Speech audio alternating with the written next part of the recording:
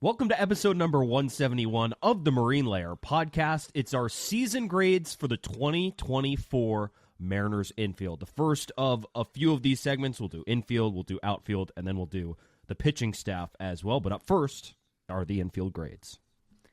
Here's your guys' reminder. If you want to stay on top of all of our stuff, the best way you can do that and support us is make sure you're downloading these podcast episodes. If you're listening, make sure to rate and review 5 stars. If you're listening and watching on YouTube, hit that subscribe button. It's right in front of you. It takes just a second. You're doing us a huge favor if you do. Like the video, drop a comment, and then follow us on social media, Instagram, TikTok, Twitter, and YouTube Shorts at Marine Layer Pod. Let's get it rolling. The pitch from Acevedo. A drive deep to right field. Down the line. The Mariners win this game 2-1. The dream lives. They're going to the playoffs. One more from Jansen. There you go. Left field. We got a tie ball game. Julio. Oh, baby, what a moment. Tie ball game is 7-7.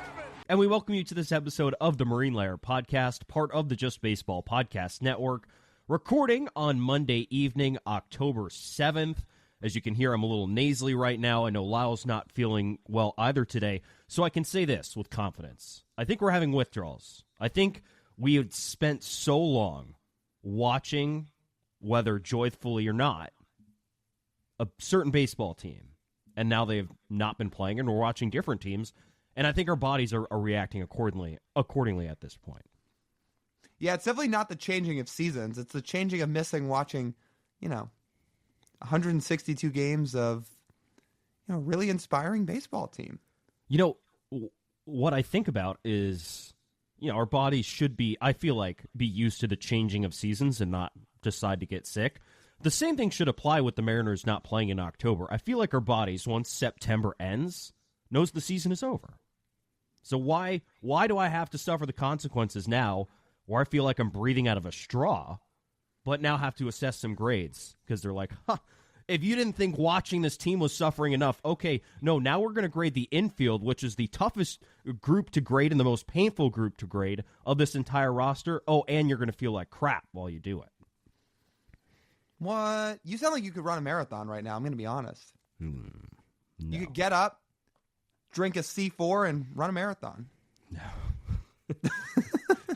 I get about a block, and then I'd be wheezing. I did have one thing I wanted to note about the current MLB playoffs before we get into our infield grades. I know the Mariners and Astros have a decent rivalry. There's been some flare-ups. There's been some yapping. But nothing is rivaling the Dodgers and the Padres. That's what I want. That's what I want right there. I had such a blast watching those first 2 games and all the yapping that goes back and forth. And the Dodger fans, like, chucking stuff at the Padres in the outfield, and the Padres, pimping around the base paths. The Dodgers win a game. The Padres win a game. That just seems like way too much fun. Like, the fact they're so close together and so, yeah, and you can just feel the tension there, I think is awesome. It's not the same when it's 2,000 miles separating Seattle and Houston. Not even close. No. And you can even further the lens in a little bit more. You want to go player by player? Yeah, there's Dodgers fans throwing stuff, but you got Fernando Tatis Jr. sticking out his tongue and hip thrusting at all these Dodgers fans. Meanwhile, you've got Manny Machado, who allegedly chucked a baseball at Dave Roberts while he said he's just tossing it to the bat boy. I mean, this whole series has been insane. There's going to be a fight before the end of it, first off. And second off. Oh, and then there's Profar yesterday when he robbed the home run. And instead of showing the ball to his teammates, he essentially was backing up and nodding his head at all the fans he just took the ball away from in the left field corner. Just like, Somebody tweeted out a video today. It's like, live look at Jerks and Profar robbing Mookie Betts' homer, and it's a video of Kent Murphy. And it's like, hey, man, like, not Stinger, you got to respect it. Just kidding, I do have it. It's like... yeah, this series has been sick. Honestly, the whole Major League playoffs have been sick. This has been an awesome, awesome postseason so far. You know how many oh shit moments we've had so far? A lot. Kerry Carpenter today here on Monday when we're recording, taking Emmanuel Clase deep for a 3-run homer. A guy who, by the way, allowed 3 earned runs all season inside a Progressive field. Oh, inside a Progressive field. Yeah. Yeah, five total. And the Royals won today, so all of those all the American League series are even too. No sweeps. No sweeps are a good thing. I just, it would be nice if the Dodgers and Padres was the World Series. I feel like that would be very energetic. I feel like that would be the most entertaining one we can have, just because of the rivalry. Like, we're never going to get that.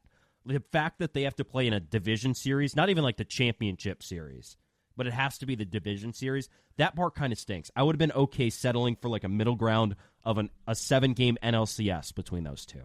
That would have been nice. But unfortunately, we're not going to get that. No. So, it sucks. Maybe one day if Major League Baseball does some reseeding, because they don't reseed, maybe one day we'll see it. But when you have a division winner and a wild card winner from the same division, it's hard. Well, Major League Baseball and a money grab will probably dissolve the leagues one day. So, they could play in the World Series. Oh, that's true. Instead of keeping the leagues, they'll create new leagues and sell sponsorship titles for each league. So it's like the Progressive Insurance League and the Booking.com League. Although I will say, Yankees-Dodgers World Series would be pretty cool. Would be. What about Yankees-Padres? Ratings wouldn't be as good. It'd still be fun. Yeah, if you're talking about what would be best for the game of baseball, Yankees-Dodgers World Series would be amazing. Yeah, it would still be good for Yankees-Padres because, 1, it's still the Yankees. 2, you have a bunch of stars in the series. That would still be a good World Series. But now, we just mentioned a bunch about the Dodgers and Padres. Are the fan bases, like, as intense as they are, do they even match the other National League series in terms of, like, toxicity between the Phillies and the Mets? I'm going to say it. I think the Mets are the team I'm rooting for the most of all the teams remaining. Because of, past family rooting interests, or just because they're fun? It's both. They are genuinely very fun. And I know people that are going to say, oh, they kind of, they're the feel-good team of this season, and they're like America's team in the postseason, and people are going to respond and say, well, they have the highest payroll. How can they be the sleeper team? Look, yes, they have the highest payroll. It doesn't mean that if you're just going to go off vibes that it's a really fun team. And you look at, they are not as good on paper as plenty of other teams in this postseason, even if they spend a lot of money. So the fact they're doing this and doing it essentially without their best pitcher in Kodai Senga, who just came back, but he only threw 2 innings, so he's on a very, very limited workload, is pretty impressive. They're doing it with guys like Sean Manaea, Luis Severino, Jose Quintana, players that were not like well regarded when those signings happened this year. Remember when Luis Severino signed with the Mets for $14 million and people are like, this is going to be a disaster? That has not been the case. This is supposed to be a rebuilding year for the Mets. They were supposed to take a step back and then contend next season. That was the whole pitch to trading Verlander and Scherzer at the deadline last year. Mm-hmm. So you could eat some money, reset this year, and just so happens their reset team is significantly better than their quote-unquote all-in team from last year with all those older players. Turns out when you get some fun youth on your roster, fun things happen. And Vientos has hit some just incredible postseason home runs, and it's been great. Now they get to go back to Queens later this week. It's going to be a blast. I mean, it just the difference of vibes in all the series is awesome. It doesn't feel stale at all in any of those series. It feels like there's new blood. I guess that helps when the Astros aren't in it. Literally just needed the Astros to not be included for it to feel like something new and something refreshing. I think the next step of that would be the Dodgers, but the Dodgers, it doesn't even feel like it's the same because Shohei's in the postseason finally. Which, by the way, he hits an absolute nuke of a home run and chucks his bat at 100 miles an hour before he goes and starts running the bases. Telling me we didn't want that? Yeah, I'd be okay with the Dodgers in the playoffs if Shohei Ohtani's playing there. And he's got to carry Mookie Betts anyway. So, yeah, Dodgers fans, including a couple of our buddies that are Dodgers fans, are reeling about Mookie Betts these days because his postseason numbers have not been good in a long time now.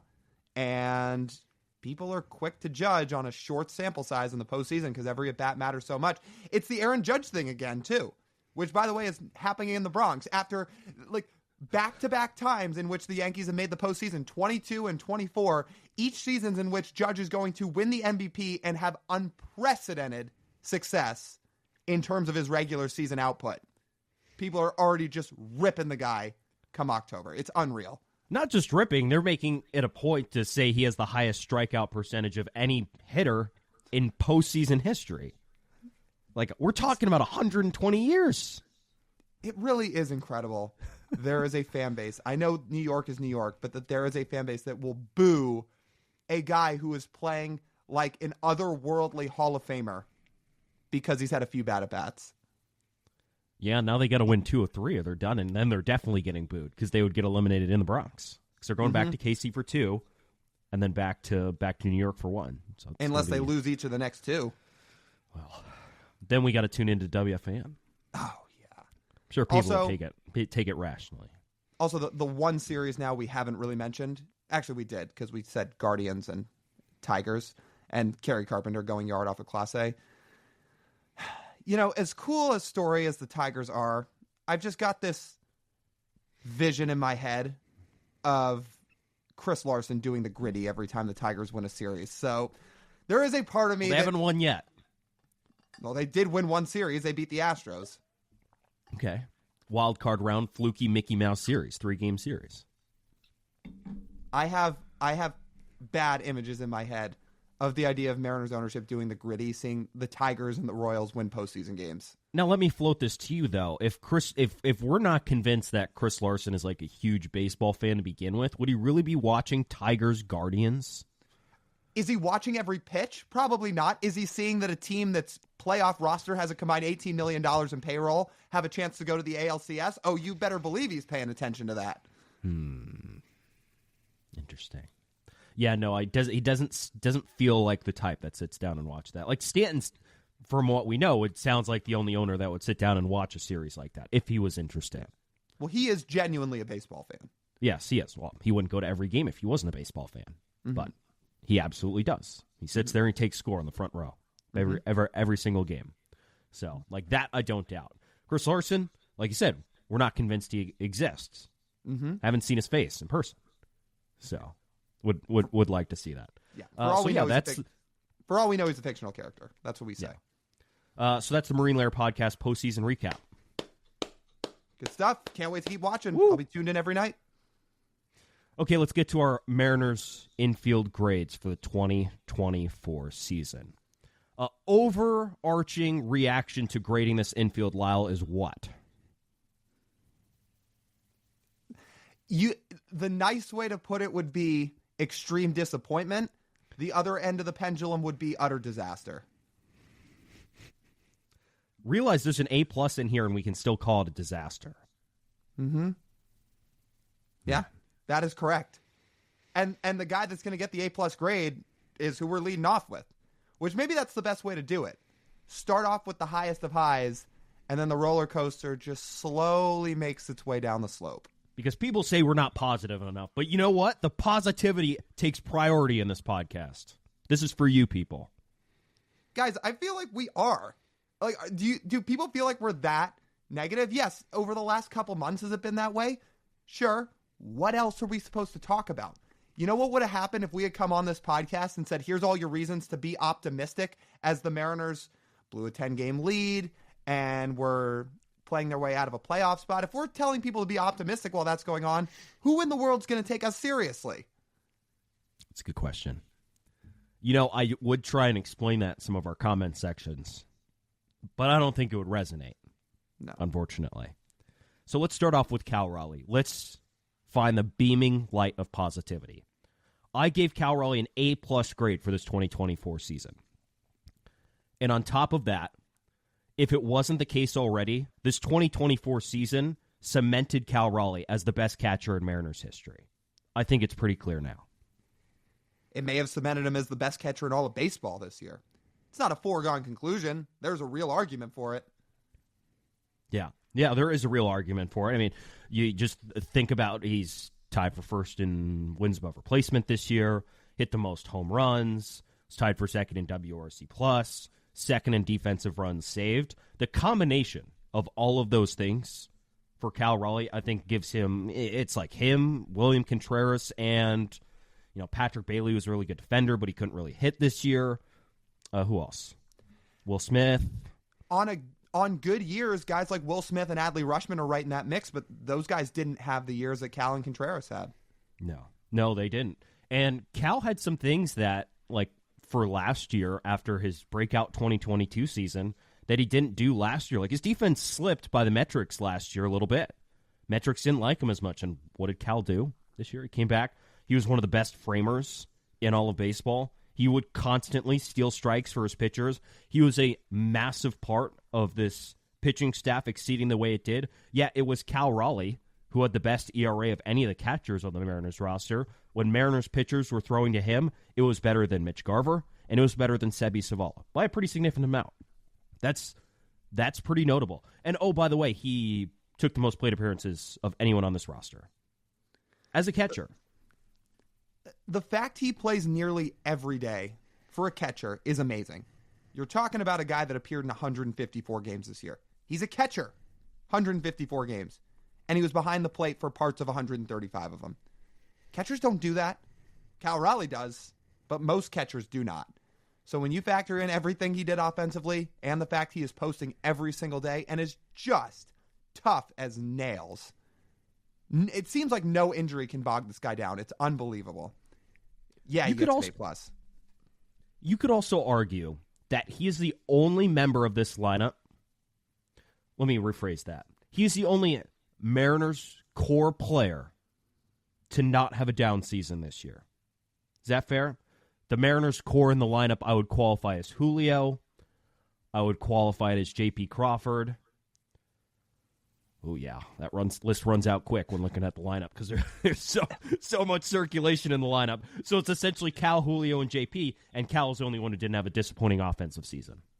Do you throw Randy into that now and what Randy did with the Mariners? Let him make it a year on the roster without getting traded for a salary dump, and I'll say yes. Okay. That's fair. Yeah, I mean, how many places can we go with Cal Raleigh? There's a ton.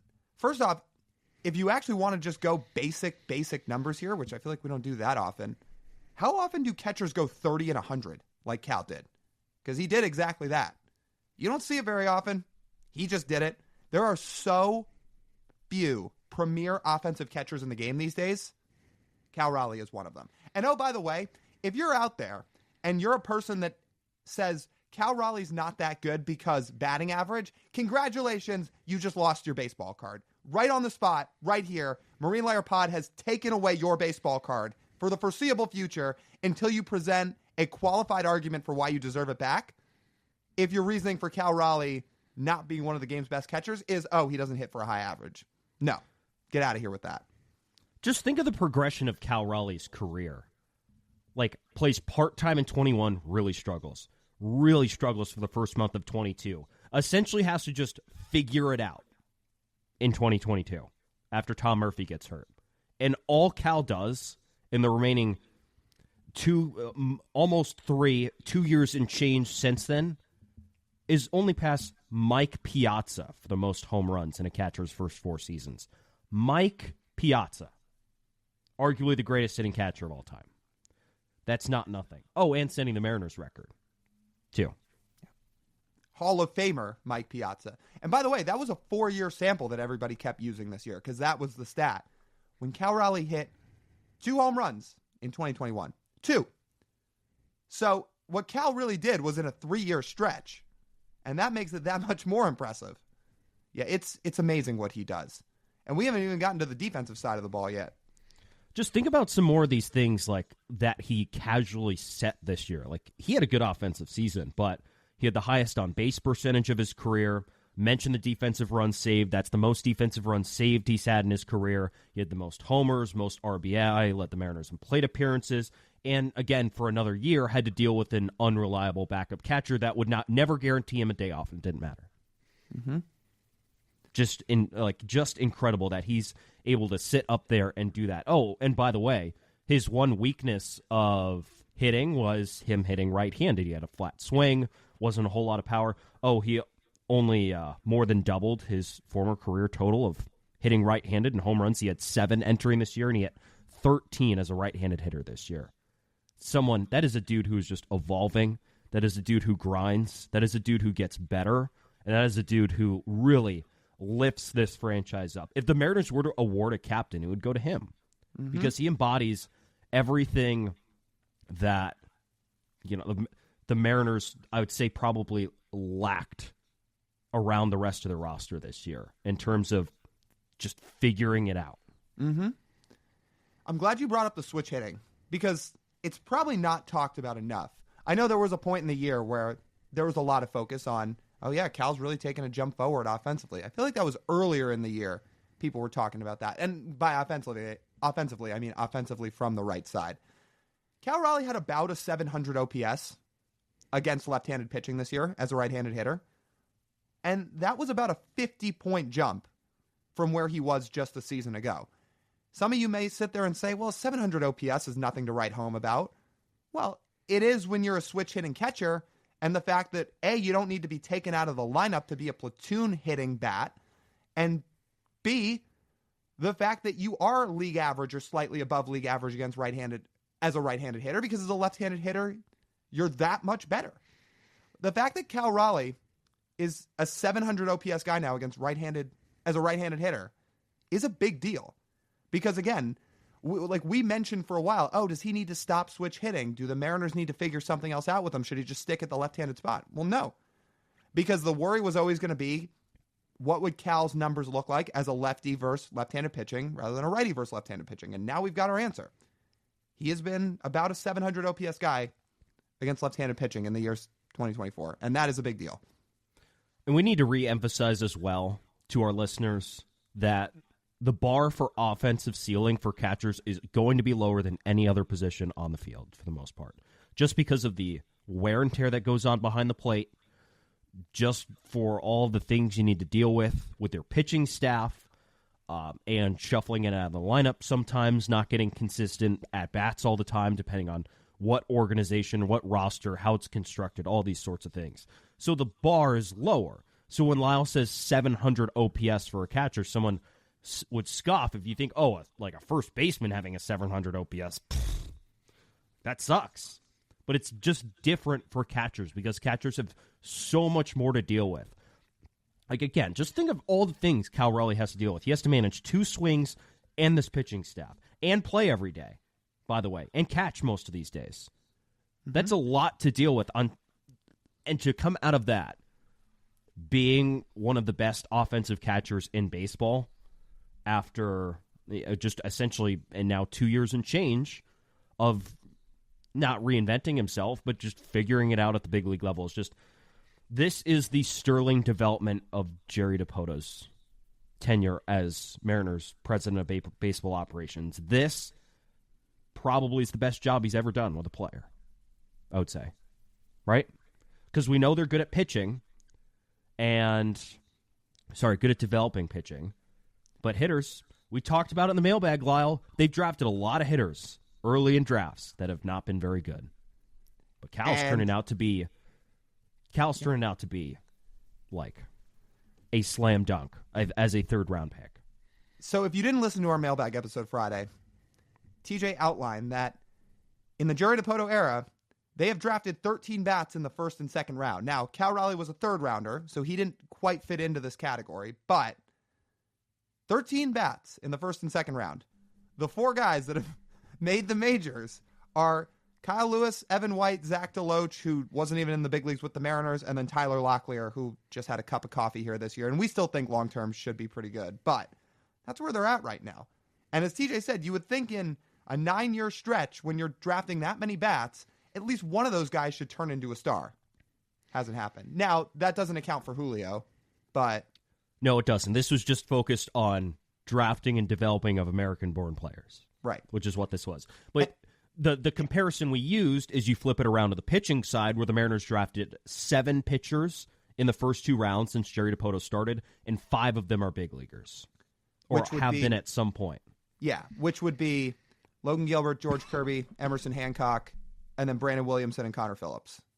Those are the guys. As TJ, is still battling the changing of seasons. I'm dying over here. Yeah. Anyway, and that 700 OPS, again, one, the bar for catchers offensively is lower, like you mentioned. And 2, that 700 OPS is only from the right side as a hitter. From the left side as a hitter, Cal was about a 770 OPS guy. And all as a whole, you're talking about 34 bombs and a 117 WRC plus to go along with a 5.5 win season. Along with the things that can't even be qualified, like how great he was at managing this pitching staff. For as good as this rotation is, we've talked about it a bunch. They're probably not this good without Cal Raleigh there, without him behind the plate, without him having such a feel on each guy in this rotation, along with all those leadership qualities. Remember that story that came out a couple months ago about Cal and Brian Wu and the conversation that they had to have in the middle of the year of Cal saying, look, and it wasn't like, for people that didn't read this story, it wasn't saying Brian Wu was lazy or anything like that. It was just Cal, an established big leaguer, being very real with Brian Wu, who had not thrown a ton of innings in the big leagues, and said, hey, when you are a big leaguer, there are certain things you have to get used to changing and have to be willing to change to stick in this league and to be successful in this league and to be dominant in this league. And Wu from that point on said, okay, I hear you. And it wasn't just, I hear you like I listen to what you said. It's, I hear you and I am going to take action. Because from that moment on is when Brian Wu's season really changed. He had no more injuries the rest of the year. And that next start after was the 7 shutout against the Phillies, where he just rolled from there. You wonder how Brian Wu's season would have been if Cal wasn't a Seattle Mariner. And what the message would have been from somebody else if it would have landed as effectively. And it's not just someone as young as Brian Wu. You think of Logan Gilbert. Like, Logan Gilbert's like, yeah, Cal essentially just, like, calls the game for me. I don't have to worry about anything. I don't shake him off. I don't do anything. If I shake him off, he's going to get really, really pissed at me. Because he's like, I know this. I study my ass off to get ready for this lineup. Like, I know what we're doing here. Don't second guess me. And it has been remarkably effective. I really hope they pay him. I know there will be the worry that when Cal hits free agency, he's going to be 30. Yeah, he should be 30 when he's a free agent. And so let's go at this from a serious perspective and a sarcastic perspective. Let's start with the sarcastic perspective that, Lyle, as you know, paying players over the age of 30 is just not good baseball strategy. Good teams are not built that way. Paying money to good players is not a thing. It's not a smart strategy. No, for not how a the smart Mariners strategy. For how the Mariners build their roster. No. But then there's going to be the realistic look of it's how much money do we want to pay a 30-year-old catcher who plays like 140 games a year and is back there 120 games a year. How well is he going to hold up physically down the stretch? Are we going to turn him into a first baseman? Oh, if he's a first baseman, then his offense needs to get better. But can his offense get better? His offense is good for a catcher, but not quite as good for a first baseman. So there are all these things that seep into the thought process of extending him. Oh, and then on top of that, his agent is Scott Boras. If Cal's going to hit 30 home runs a year and be a 120 WRC plus hitter, isn't that fine for a first baseman? It's fine, but will he do that at age 30? If he's not catching anymore, why not? He can be, and he'd play probably more games at DH too at that point. He'd be a first baseman / DH. Right. So I think he could, but he would want, I would say, catcher rate. They would offer him DH rate, and he'd probably hate that. Probably. And once the Mariners make up their mind on what kind of money they're offering, there's not really any negotiating. So if Cal doesn't like it, he's not signing. Because the Mariners do not negotiate. They don't get in bidding wars. How's that worked out for him? Well, Marcus Semien just called. He said, man, I miss my opportunity to be in Seattle. Love coming there every year, twice a year. What's this quote from Marcus Semien? We can put this on a quote card. I love my time in Seattle every time I visit on the road, and I would have signed in a heartbeat had I been given fair money. Oh, that's funny. Very real quote, courtesy of the Marine Layer Pod. Oh, wait. Shohei Ohtani just tweeted something very similar. I would have if the Mariners would have gone 1 year for $69 million, I would have signed in Seattle instantaneously for the 2024 season. But they refused to move off of $65 million, so I had to tell them no. Never should have even been 1 year. You should have paid him every single penny he asked for. No, but sorry, I forgot. Sorry. I got sidetracked for a second there. I started to get into fan mode, thinking about how great Shohei would have been. But then I had to get back into reality mode, back into baseball mode, and remember, TJ, that paying a guy like Shohei, who's going to be 30, not a smart strategy. No, it's not, because he's going to get old. Then you're going to have to pay him a lot of money. Yeah, no. You just can't do that. No. Well, wasn't all that positivity fun? Now we can move around to the rest of the infield. No! We made it 30 minutes of positivity. Well, all I have to say, folks, is buckle up. Yeah. Listen, we gave people half the episode. We were positive half the episode. Look at us. Who says we're not positive? We are. A lot of people. Well, which is crazy because, again, I think we actually do a decent job of it, but what do we know? Okay, all so right. then let's go to one of the most positive positions on the field, Lyle. First base. Let's do it. This is a weird grade because this feels like a position where you have to more give a position grade rather than a player grade because there was such a turnstile of players at first base all year. Obviously, Ty France had the majority of it. Number 2 would be Justin Turner. But if I was going to give the first base position grade as a whole, it's probably a C-. And most of that has to do with Ty France. Look, it was after a lot of hope of him going to driveline and seemingly fixing a lot of things when you looked at a lot of his peripherals in April, despite him not getting off to just basic numbers-wise the hottest start, saying, oh, a lot of this looks like it's going to fix itself and Ty could have a really strong year. And then paired with the May he had, we were like, oh, this is Ty France figuring things out again. Didn't happen. 662 OPS, 223 average for the year. He put up negative wins above replacement for the season as a whole. He was let go by the Mariners before the trade deadline in late July. And oh, by the way, defensively, he had negative 11 outs above average for the year. With the Mariners, he had negative 5 defensive runs saved. Pretty disastrous year. The only other thing I can add to Ty France is that he had 2 total savant bubbles above 50th percentile. It's a lot of blue. So, yeah, he didn't really do much well in 2024. Remember when we were talking about how fast he was in spring training? Yeah. Not fast. Yeah, I don't think so. It did not stick for very long. It's disappointing because the May offered a lot of hope and optimism, but he fell off a cliff in June and July. And even if he wasn't the biggest culprit of the Mariners lineup struggles, as we talked about when he got DFA'd, it didn't feel like he should be the main person everyone's pointing their finger at, but it made the most sense based off of position and the value he brought to the team in ways other than hitting.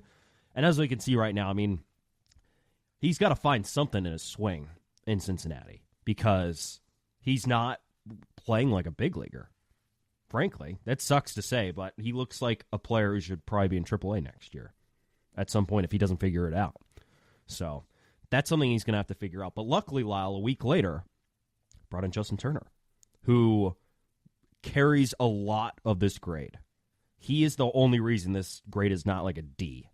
Because Justin Turner came in and gave you everything you could ask for. A 126 WRC plus, walking 10% of the time, an OPS of over 700, reaching base 36% of the time, not striking out. It was really a breath of fresh air. And the impact he made, both in the lineup with his production swinging the bat and his production of just being a clubhouse leader, I mean, it's just invaluable. You could just hear all of the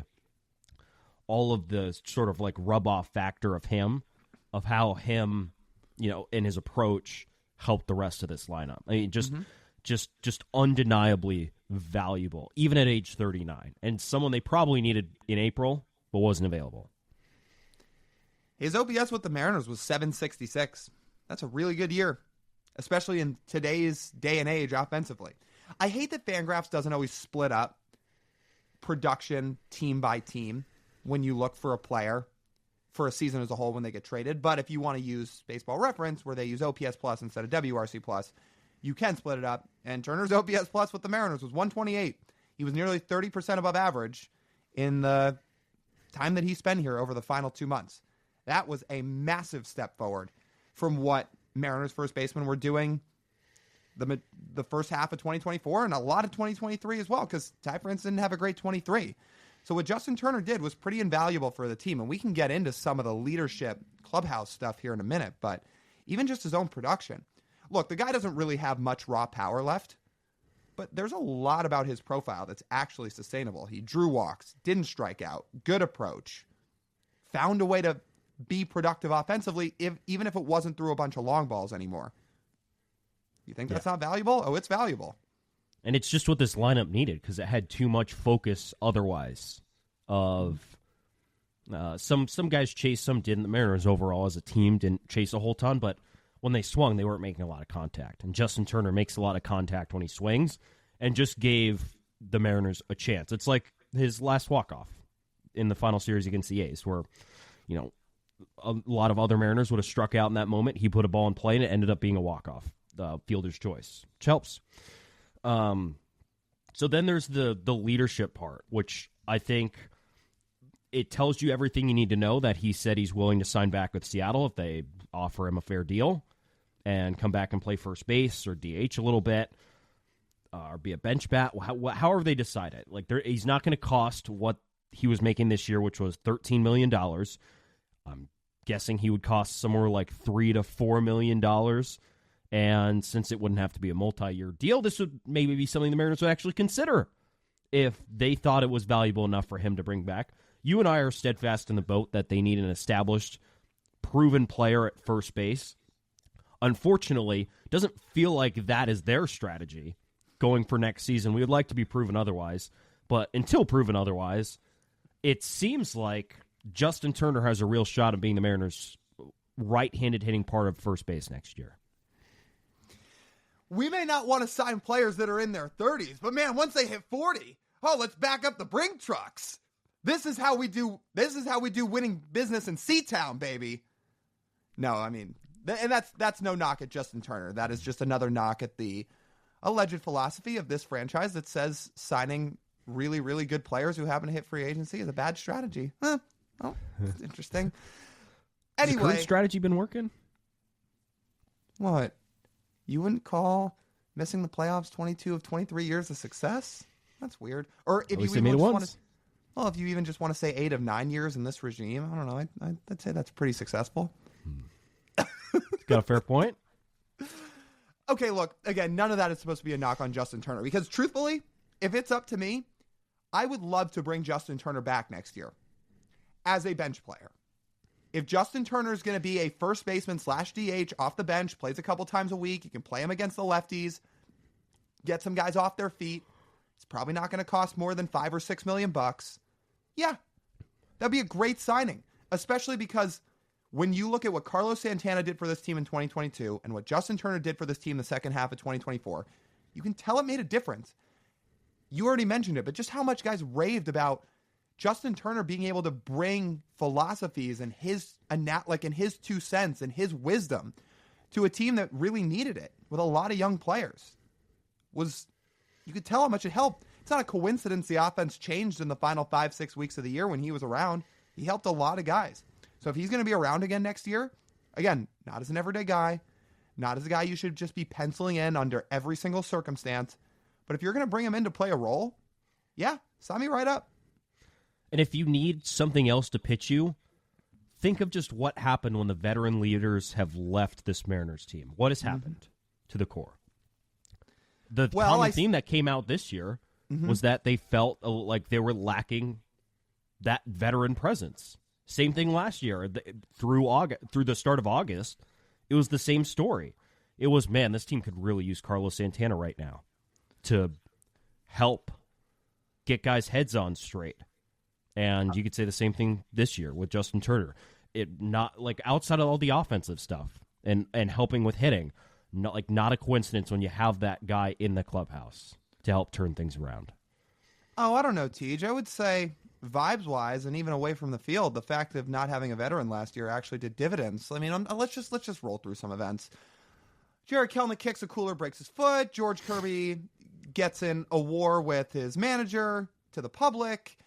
Cal Raleigh comes out and says how frustrated he is with the organization because they won't spend, and then they have the 54% comments in the presser. I don't know. It feels like not having a veteran last year didn't matter. That just sounds like a normal day in the Seattle Mariners land. Yeah. I think they could use a veteran. They could. They could. They need so a veteran. If there's going to be a veteran, it should be him. It should be someone that has already been on this team who is actually loved and many of the players resonate with. Or if for whatever reason Turner gets some offer that he can't turn down with another team, then bring Carlos Santana back because he's going to be a free agent. That would be option number 2, I'd say. And also to the Mariners front office, if you're listening, signing another version of A.J. Pollock to be that is not a thing. If the player's not actually good, no one's going to listen to him. Correct. I mean, did people listen to Colton Wong last year? I don't think so. Yeah, he was near vet. He was near vet status. I don't know if he was all the way there yet. Honestly, take the 2 Mitches this year. Yeah, Haniger's been a quiet lead by example guy most of his career, but did you hear a ton of stories this year about the young players learning from Garver and Haniger the way they did Turner? Well, not really, because those guys didn't perform. No, and it would help a lot more if those guys did it. Then there wouldn't be this weight on Justin Turner. But it just feels like for a veteran that would be the move. Now, the idea of a platoon first base pisses me off. Mm-hmm.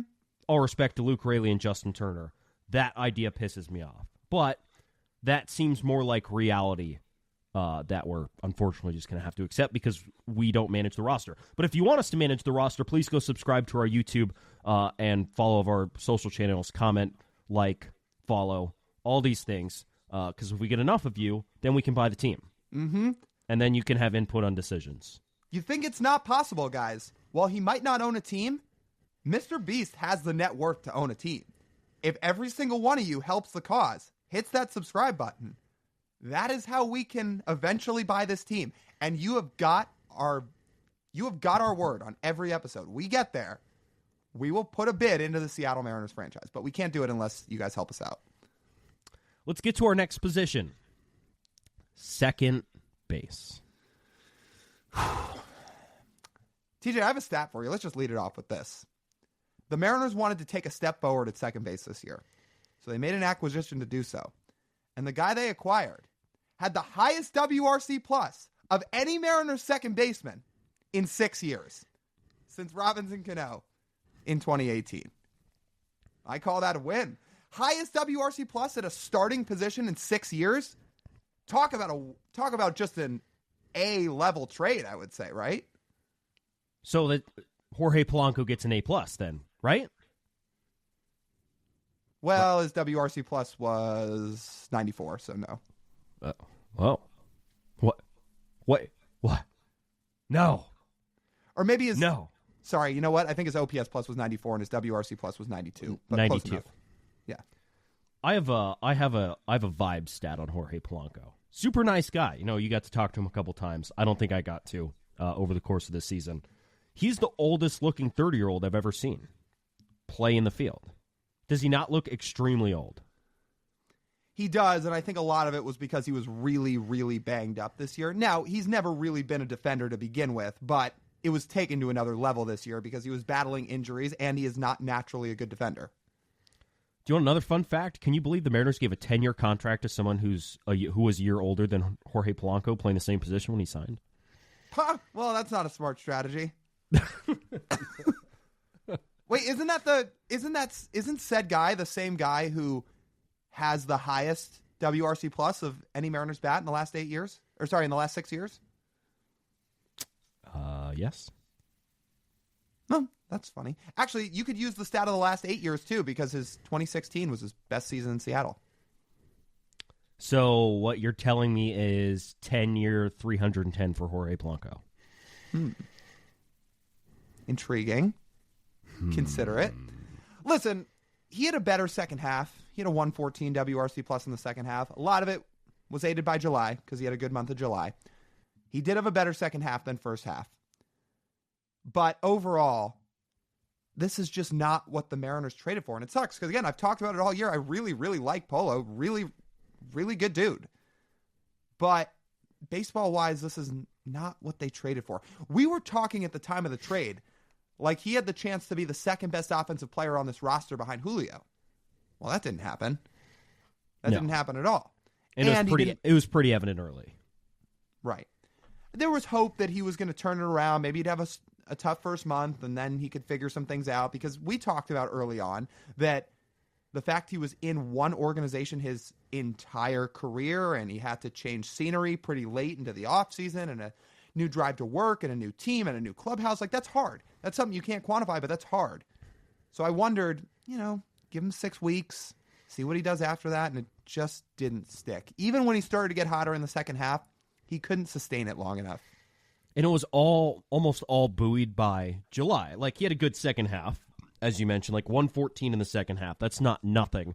But most of that was held up by July.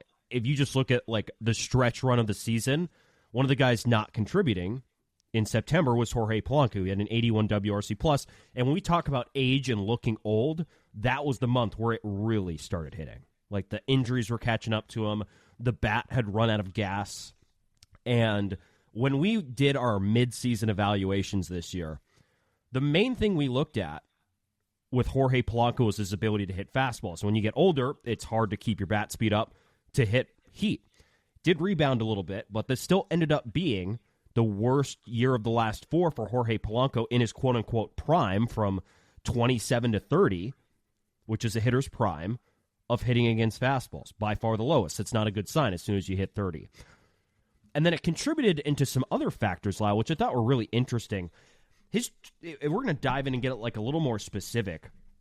In his last year in Minnesota, and even his last few years, he did quite a bit of damage against changeups, which I would say was he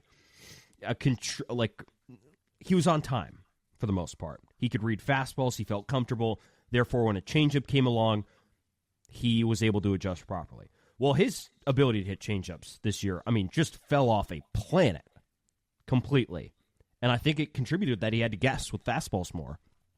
And when he was guessing, he had less of an idea of what to do at the plate, and it leaked into the rest of his offense. And then here we sit at the end of the year, and the Mariners have a 92 WRC+ at second base, expecting a 110.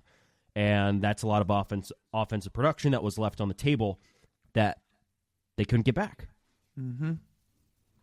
It's tough. It's really, really tough. I swear, this second base curse may never end. Remember what we said at the time of this trade, by the way? We said, because this was so far and away the most established player they'd acquired to play second base in all the years of trying in the last handful of seasons. We said, if this trade doesn't work, nothing will, because we'll be broken. We were like, this trade is sound. It makes sense. It's for a player that has real thump in a lineup. If this doesn't work, we're broken. Well, I would say, Teach, sitting here at the end of 2024, yeah, we are broken. That's a good way to summarize it. And by the way, I know you're talking about his age, and maybe this is it for him. It would be really unfortunate. Maybe this is just who he is as a player going forward. However, I will note, while he only had about a 600 OPS at home, it was closer to 700 on the road this year, factoring all the injuries, factoring the down year, etc. Well, if the Mariners don't pick up his club option for 2025, I'll put it out there right now. He's going somewhere else and having a Teo-type season. Yep. So he's getting back over 800. Oh, yeah. At the very least, he'll be a 110 WRC+ hitter, if not more. Now, my question to you is, do you think he would be worth his $12 million price tag for next season in Seattle? So, I floated with the idea. I feel like I go back and forth on it a lot. In a perfect world, if you could decline it and he'd still be willing to sign back here in free agency if he doesn't like what the market says about him for $6 or $7 million, yeah, I'm open to that. Tougher at 12, though I will say, who in the world do they plan to replace him with? Because if you look up and down the list of free agent second basemen this winter, it is not pretty. And unless you're going to go trade for Brandon Lau, then you're saying that you're probably going to roll out some combination of Ryan Bliss, Dylan Moore, and when he's ready, Cole Young in 2025. And for a team that tries to sell its fan base on that they're competing for a World Series, running out that group doesn't really say that. As much as we like all those guys. Right. I would not do $12 million. So you think about it in the monetary sense of, he only needs to be worth 1.5. His defense will not let him get to a 1.5. He needs to have an unreal offensive season to get to a 1.5, which, based on what we have seen him doing in T-Mobile Park this year, I have a hard time seeing him do that in a Mariners uniform. So I think you have to decline it, especially if the payroll's not going up.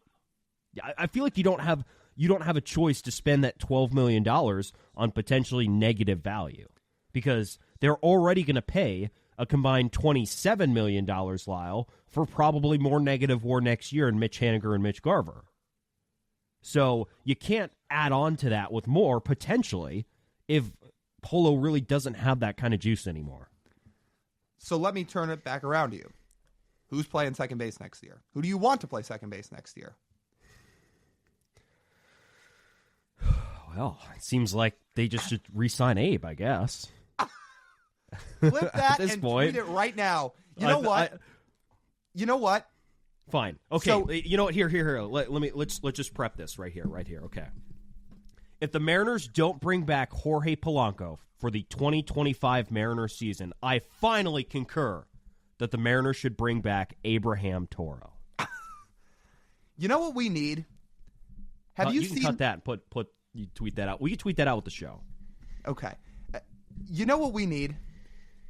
Have you seen some of these out of context Twitter accounts, either for shows or certain podcasts? College for football. Example, college football, that's the big one. But Jared Carabas, Section 10, there's a Twitter account out there that's Section 10 out of context, and it's got a decent following just from funny clips that people tweet out from the show. Maybe somebody out there, if they're a big enough fan of us and have the time or dedication, they should start a Marine Layer Pod out of context account and just tweet out some of the funny, crazy things that we say. Starting with TJ saying the Mariners need to bring back Abe. At this point, Lyle, it's either you get marginal value at 30 and overpay, or you're relying on minor leaguers, or, well, Abe is kind of a minor leaguer at this point. No, he is. Yeah. Well, you know what? I think this is me accepting the Mariners are going to have a bad second base position again next year. Can they trade for Brandon Lau? I'm sure they could. Are they going to? Yeah, that's a good question. I would say unlikely. It would be nice if they could, but I'm not banking the Mariners really do anything, Lyle, because then my expectations are going to get let down. And they never listen to us anyway. So if the guys they run out at second base in 2025, honestly, I'll throw 4 guys into this. Some form of Ryan Bliss, Dylan Moore, Leo Rivas, and then when he's ready, Cole Young. Can those guys combine for a 95 WRC plus? And this is Cole Young in his first year, not Cole Young at 26, 27. This is Cole Young. Say no, but are we guaranteeing Jorge Polanco has a 95 after he put up a 92 this year? Again, if he goes somewhere else, he's going to pull a Teo. That's fine, but the Mariners can't control that. Yeah, I guess. It's like saying if Julio went to play for the Rockies, he'd put up a 950 OPS. But Mariners can't control that. Yeah. Oh, second base is going to be a fun topic all offseason, isn't it? We're going to have a grand old time talking about second base. And again, Cole Young has a chance to be a good player long term. What the expectations are for a guy that's going to be 22 years old, it's like you can't put that much on him, especially for a guy who is not supposed to have 20 to 25 home run power. That's just not his game. He'll be a bat-to-ball guy. Honestly, that's something the Mariners could probably really use, somebody that's more bat-to-ball, won't strike out a lot. But if you're talking about true offensive output, I wouldn't bank on a 115 WRC plus for him in his first season. I hope he does, but I don't think it's fair to put that pressure on him. Yeah, Cole Young next year is going to be, I would say, at best, like as a safe number, like a 680 OPS at second base. Like, that's probably the ceiling of what he offers you offensively next year. I'd love to be wrong. I don't know if that's the ceiling, but that does feel about what ceiling for do. a rookie, for a 22-year-old rookie, I feel like. We'll see, because he is higher regarded than guys like Bliss who put up about, well, less than that. But well, I hope he does more. At this point, the Mariners really need him to prove me wrong. Like, absolutely need to prove it wrong. But what happens when Cole Young steps in that box for the first time, looks out to that batter's eye, and is like, oh, shit, I can't see anything. Did somebody turn this thing halfway upside down? Yeah. And he's going to realize, this might not happen this year. I hope we're wrong because, again, I do too. That is the Mariners' highest ceiling and best hope for a productive second baseman in 2024 is if Cole Young comes out and has a really good year. All right, before we get to shortstop, let's take a pause, talk to you guys about our friends at Pagach's Pub 85. You guys know October's the best sports month of the whole calendar. It's not close. There's playoff baseball, college football, NFL, hockey and basketball are about to start, and you want a place to go watch all the games? Head over there. And if you do so, you can get some great happy hour deals. There's great food, there's darts, there's pool. What are those happy hour deals, you might ask? They're $3 and $4 drinks from 2 to 6 p.m. on Monday through Friday. You're not going to find better deals than that. So head over there. Pagach's Pub 85 in Kirkland. JP Crawford, shortstop. Another one that's going to be a tough conversation here. I think that JP Crawford's season was the most disappointing season of any Mariner. 100%. He had the biggest drop-off by far in terms of production from a season ago and where the expectations were heading into 2024. You're talking about a guy that was a top 10 hitter in the American League last year. That's not hyperbole. Top 10. And he turns around in 2024 with a 625 OPS and an 89 WRC+. I know he missed a chunk of time. He had multiple lengthy IL stints this year. But man, what happened? Even when he was playing, it just wasn't there. This guy had no home runs in the second half of the season. 0. That's a real number. He had 9 total. 0 were in the second half after hitting 19 a year ago. Yeah, when he hit most of his homers in the second half. Like, just think about this. That 89 WRC plus doesn't ring true enough. That is the worst number on the infield. He was the worst hitter on the infield this year. He was worse than Rojas. He was worse than Polanco. He was worse than Ty France. He was worse than Justin Turner. That's bad. You can get into some of the unqualified hitters if you want, but those guys don't play anywhere near as much as JP does. So there was always the wonder off of last year as like, because he didn't have an insane batted ball profile last year offensively. He hit the ball directionally well. He hit the right combination of launch angle and exit velocity to pull a bunch of balls, hit a bunch of home runs. Well, his pull power went away. His pulling the ball went away. He pulled the ball 43% of the time last year. It went down 11% this year. And the rest of those hits got scattered up the middle and away. JP Crawford doesn't have any power up the middle and away. So what happens to that, Lyle? Then, I mean, that's why his slugging percentage drops down to .321. Like, this is JP going past what he was before as a hitter. Like, past what he was in 2022 and 2021, when people were waiting for a little bit more power and a little bit more consistency offensively. He went all the way past that, backwards this season. Yeah, he had a couple injuries. He had the oblique. He had the pinky. That certainly didn't help. But he was consistently not good. It's not because of injuries. He just went to the plate and did not hit. The only thing that saved his season, if you're going to look at wins above replacement, is the fact he actually took a nice jump forward defensively this year again, which had been a couple years since he'd done that. So he had 9 defensive runs saved this year. Outs above average, he had 1. So he had a little bit less range, but if you're talking about just run saving, he had a much better year. But that's the only thing that really saved it. If you want to look at B-WAR, because that gave him the more favorable WAR than Fangraphs did this year, that put him at a 2.7, which is why the grade I gave for JP this year is a C-. And I know when you say, oh, but he was almost a 3-win player, isn't that more valuable?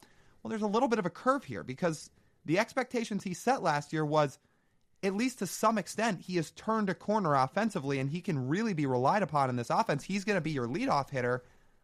But a 625 OPS and 89 WRC plus, no home runs in the second half, isn't a stalwart by any stretch. It's certainly not a leadoff hitter. So yeah, like on a curve, he is going to get a lesser grade. Now, there's still some things in his profile that he did well enough. He always walks, doesn't chase a lot. That's his bread and butter. But almost everything else took dives this year.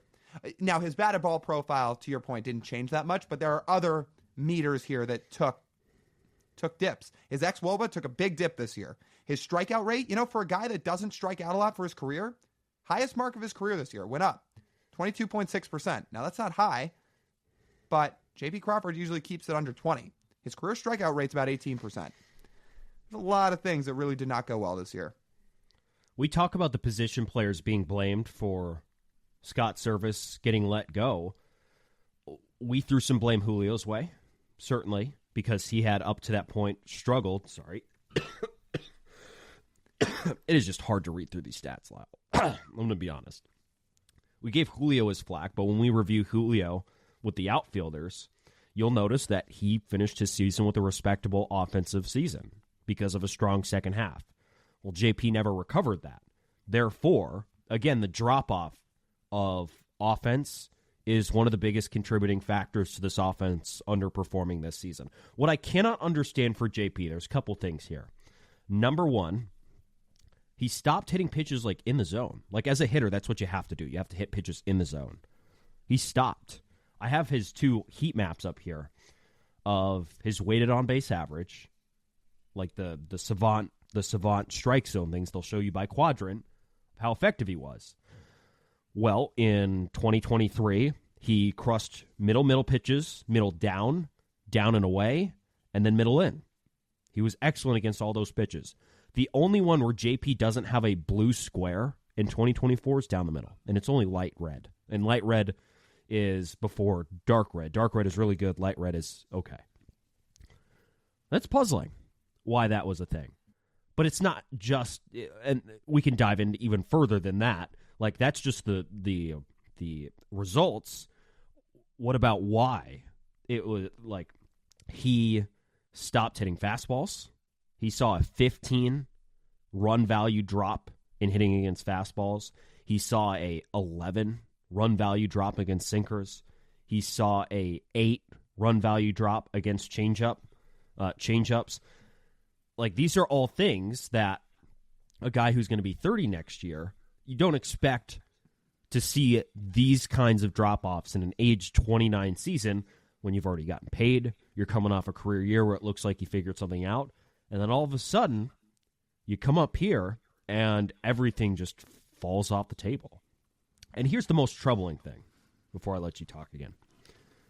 His WRC plus against righties last year was 142. Why was J.P. Crawford's WRC plus against righties this year 73? Let me repeat that. J.P. Crawford, a left-handed hitter, had a 73 WRC plus against righties. That almost does not seem real. Just speaks to all the struggles he had this year. Which brings us to the bigger question. Let me start this by saying I actually think J.P. Crawford's spot on the infield is more secure than anybody else on the Mariners infield. First base is an unknown right now. Second base is going to be an unknown if the Mariners don't pick up Polanco's club option. And third base, we'll get to them in a minute, but there's speculation that they may have to replace that position too. So I actually think J.P. Crawford's spot is probably the safest because he's under contract for a couple more years. He's viewed at as a fan favorite. He's viewed at as very, very well liked in the clubhouse. So I think he's going to be here.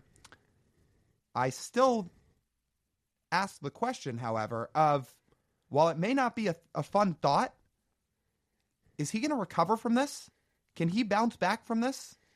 Or is this just the way he's going to start to trend for a guy that's also going to be 30?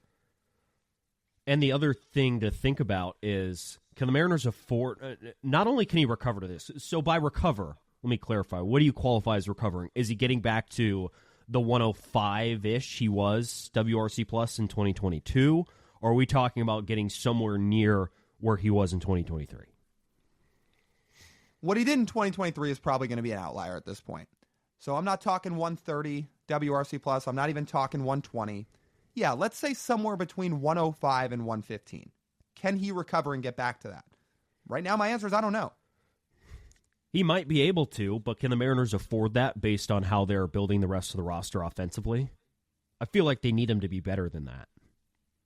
Like, seriously, if they're unwilling to invest the proper resources in second, at third, and at first base, which we've articulated, and we get the impression of this offseason that, you know, replacing your entire infield is not really a thing teams do because the players aren't available. So there's no choice but for J.P. Crawford to pick that offense back up, or the Mariners' offense is going to be bad again. Mm-hmm.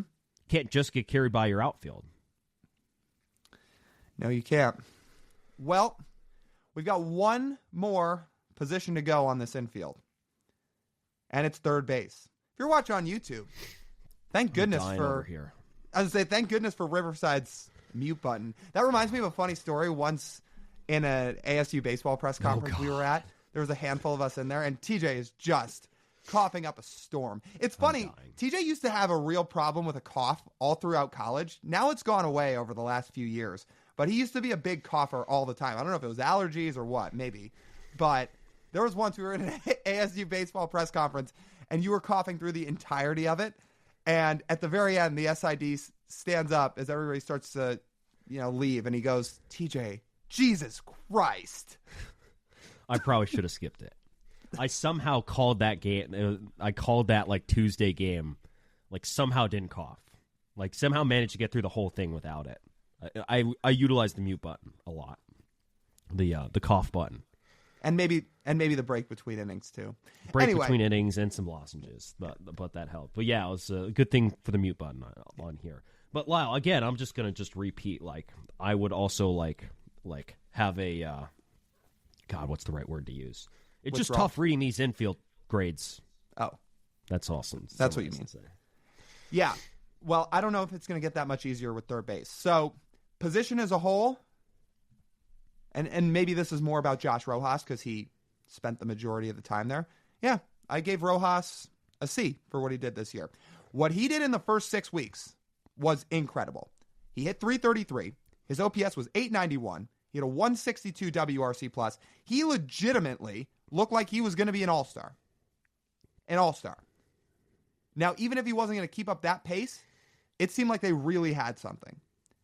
But from May 15th until the end of the year, Josh Rojas hit 188 with a 555 OPS and a 67 WRC+. Tale of two different seasons for Josh Rojas. But if we look at the season as a whole, I feel like we're getting a pretty good idea of what Josh Rojas is offensively. Just look back at the last 4 seasons. This is about it. OPS-wise, between this year and last year, it's about the same. Last year was a struggle for him, my technicality standpoint. The league offensive environment last year was better, so his WRC plus was lower. The league offensive environment this year was worse, so his WRC plus was higher. Regardless, the results are about the same for what the Mariners get on the field in terms of run production. Not enough from a third baseman. 91 WRC plus over a full season starting at third base in 2024 just doesn't cut it. You got to get more out of that. And the 6 weeks were great, but they really could have used him the rest of the season, the next 4.5 months. And they didn't get that. And it never seemed like he was going to turn it around because there were no other hot streaks quite like that to dig him out offensively. So then you, again, just go look at his career. He's now, so he had a 91 WRC plus this year. He's a 92 WRC plus hitter for his career, over 2,000 plate appearances. At this point, this is who Josh Rojas is. We were hoping when they traded for him there would be a little bit more in there, but we've now seen a year and a half. And 91 to 92 is about what you get. So what that says is he's probably a utility infielder moving forward, which is fine. There's a role for that on the team. But probably not a guy you can roll out every day at a position that's supposed to be one of the premier offensive spots in Major League Baseball. It just doesn't work. You can't go 4.5 months putting up a 555 OPS, and especially not at third base. And look, Rojas has good qualities offensively. Another guy that doesn't chase, can draw some walks. But when, again, you're expected to be an everyday big league starter, especially at a position that features the likes across the league of players like Rafael Devers, Austin Riley. List on and on as many guys as you want to list off. You can't put up a 555 OPS at a premier offensive position. Just doesn't cut it. And he actually had some improvements this year offensively. His barrel rate went up, his hard hit rate went up. He, as you mentioned, continued to not chase, and it didn't matter because it just that's just not the kind of hitter he is. Now, looking forward to next season, like you said, there are a couple of options. He can be a utility infielder. Dylan Moore already kind of occupies that spot. So the next option for that would be he goes and plays second base. Now, is that better offensively than either Abe Toro, the mismatch we suggested, or Jorge Polanco? It's probably about the same. You're probably somewhere, if you choose any of those options, from 90 to 95 WRC plus at second base. At least Rojas will bring you a good glove. You know that. Polanco can't field at this point of his career. He's got no range. But Josh Rojas at third base put up a career defensive year. He's one of the best defensive third basemen in baseball. So at least you would have that. And that was a reason his grade got dragged up a little bit for me to a C because of the defense. The defense was really good this year. He provided value over there at the hot corner. Wasn't just good. It was phenomenal. Guy put up 9 outs above average. That was first among all American League third basemen. He legitimately may win a Gold Glove this year. Or if not a Gold Glove because it's a stupid award, the Fielding Bible, which is the real defensive award because it uses actual numbers and metrics to give out the awards. That's why Josh Rojas put up a 2-win season, because he was maybe the American League's best defensive third baseman. So, yeah, he has value. Maybe that is what happens next year is him and Dylan Moore split time between second base. When Cole Young's ready, it's Cole Young. But, yeah, we made a rule last offseason, one platoon, and now we're just already talking. It's all right, well, we got one at first base. We got one at second base. Could have one at third base. Well, TJ, I'm sorry, Luke dog. Raley has to play somewhere, so that means there's going to be another one at a different position. Well, TJ, I'm sorry, dog. I'm just getting depressed. I'm sorry, but going out and signing free agents that are some of the best players in baseball is not a smart strategy. So they simply can't do that. We've been told it's not a smart strategy. So unfortunately, instead of going out and getting Christian Walker to play first base, you're going to get a platoon. Instead of signing Marcus Semien a couple years ago, you get another platoon. You just can't. You simply cannot go out and get elite players. It's not how you win games. Alex Bregman sounds very enticing, even if you don't believe in his long-term viability as an offensive player. Better what they have than what they have. Man, you really just don't listen. Have you not listened to me sitting here talking the last 60 seconds, couple shows? Just get it through your head. It's not a smart strategy. It's like, that's just not how. But you know what I don't understand? Rojas is going to be, 30 or 31 next year? How does that make any sense? So it's more valuable to pay a 31-year-old who's not going to produce at second base to platoon over a 30-year-old who is actually going to produce, guys. Someone make it make sense. Somebody. They already did. They told us it's not a smart strategy. Just get it through your head. Well, the sooner right. you can accept it, the better. So they have no problem playing old arbitration players on their roster, just not old free agent players. Listen, when you get tied down to contracts like Robinson Cano, who had a career 130 WRC plus year, you just can't sign guys like that. I don't know what you want me to tell you. That's not how you win games. We've been told. Did you realize Josh Rojas was 30 this year? Yes. Yeah. Oh, okay. Well, I didn't. I thought he was younger than that. So that's basically what Rojas did for the year.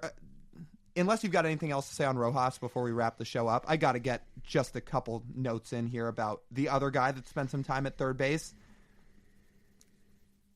Just buckle up here, people. Luis Urias was given $5 million American dollars to play 41 big league games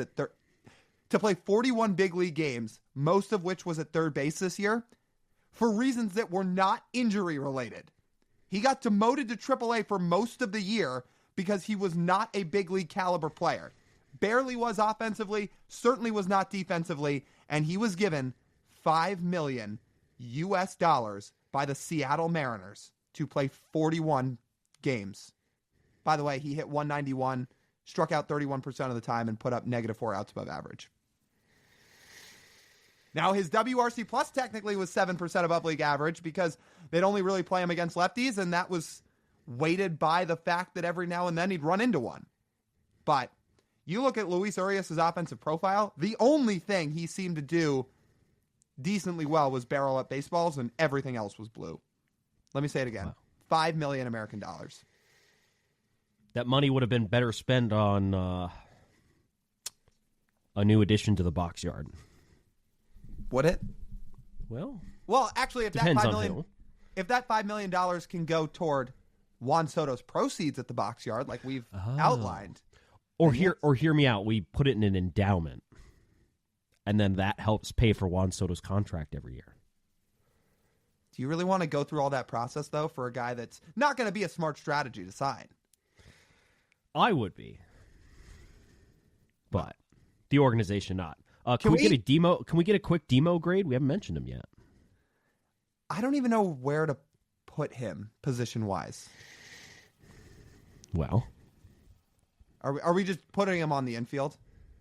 we could put him in the outfield. No, we can just do it now. Can I give the guy a B minus? For a utility guy, 2-win player, 105 WRC plus or OPS plus. Is that not what he's supposed to do as a utility player? Yeah, it's about right. Like, comes off the bench and provides value. That's what he did. So I would say B minus. No notes.